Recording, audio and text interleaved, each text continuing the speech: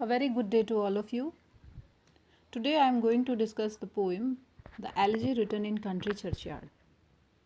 It's a beautiful poem written in the form of elegy by Thomas Gray. So, first of all, I will let you know about the introduction of the poet in brief. The poet Thomas Gray. So, Thomas Gray, he was born in London in 1716, and from there he was sent to Eton for education and thence to Cambridge. So his birthplace was London. He was a voracious reader and he was a man of great learning.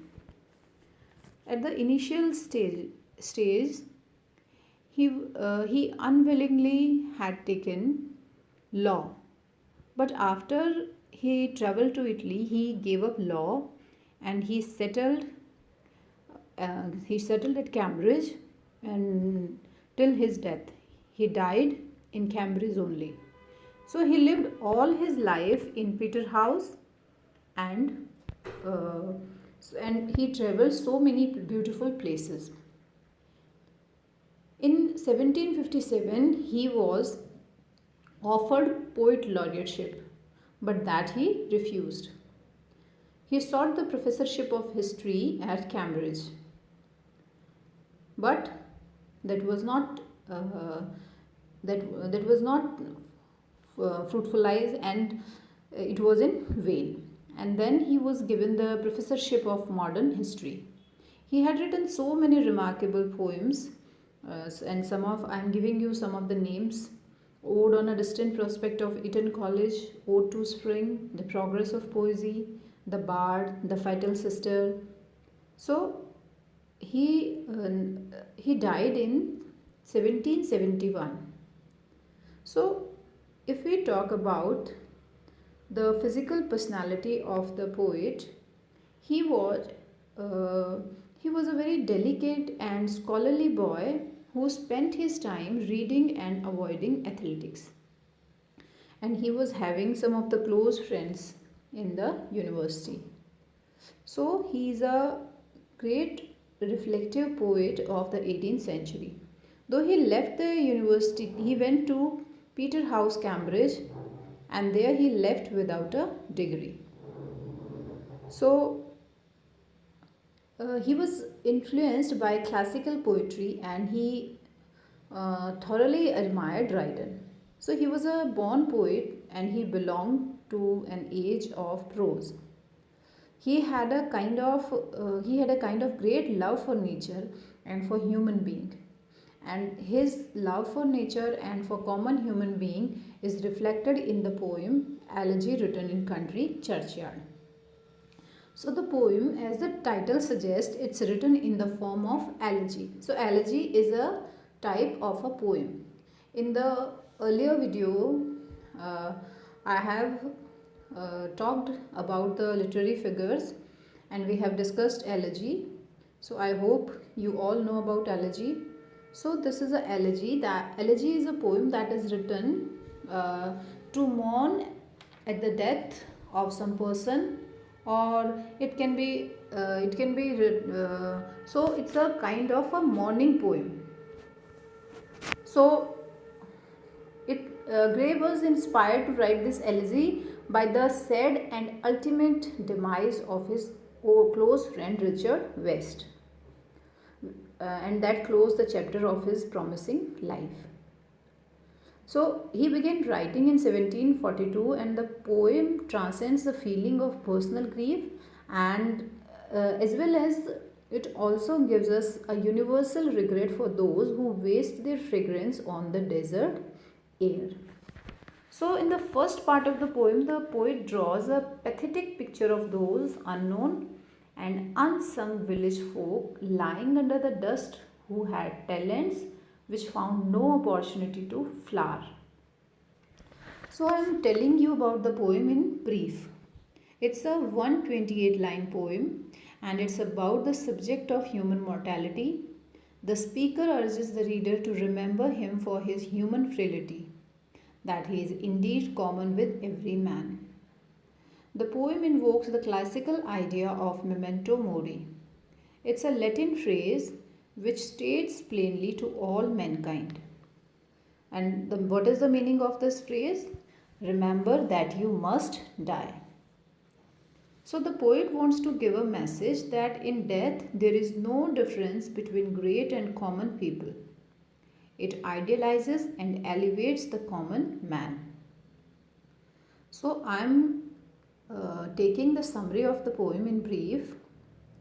So it was an evening time. The poem is standing in the churchyard. Poet standing in the churchyard, and the ringing of a curfew bell is heard.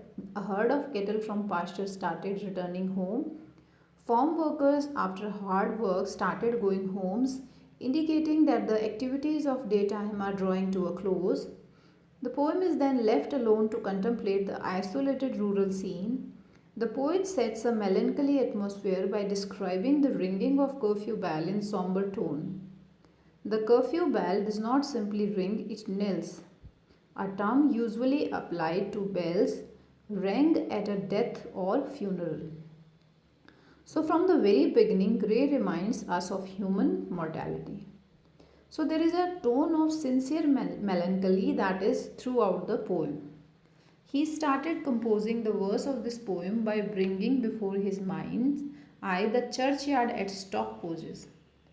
So the poem begins with the description of the churchyard at Stockpoges towards sunset. And he alone standing by the side of the graveyard.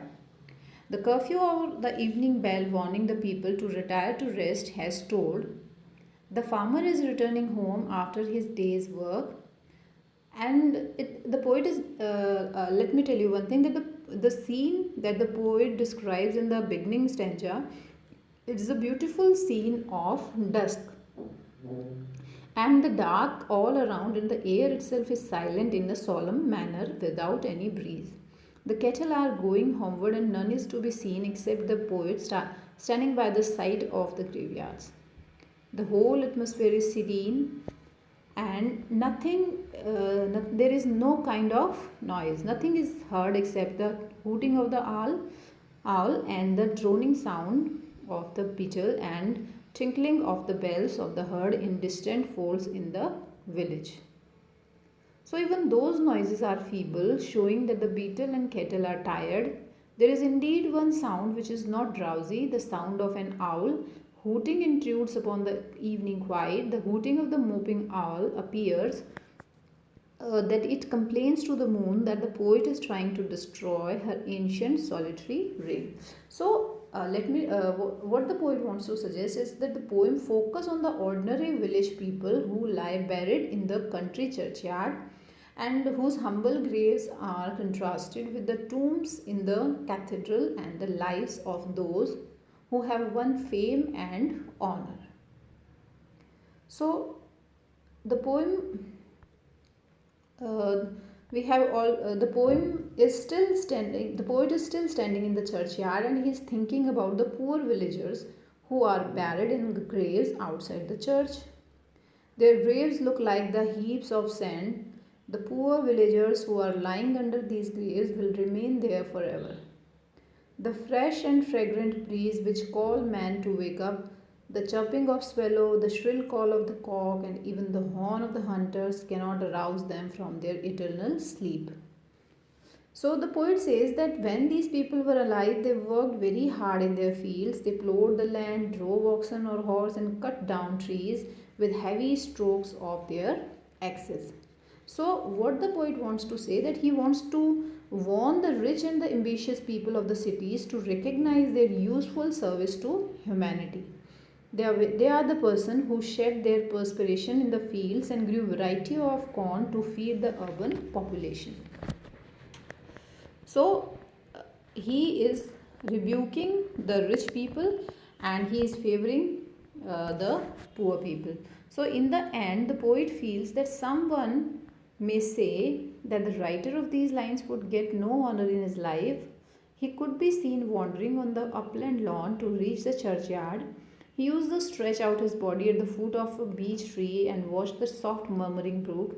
He was seen sometimes smiling and sometimes sad. But one morning he was found neither on the hill nor beside the brook. He was dead, and his dead body was carried in a procession through the path leading to the church. So, at the end of the poem, we are having a epitaph. And the epitaph, what is epitaph? Epitaph is a engraved. Epitaph is engraved on the grave that says something about the person died. And the poet, he had a very melancholy disposition, and he was favored by the goddess of learning. So he had a very sincere and liberal soul, and he gained a friend in God himself. So this poem, it's a very beautiful poem, and it is mourning the death of the common people and giving a universal message that everyone is mortal. Thank you.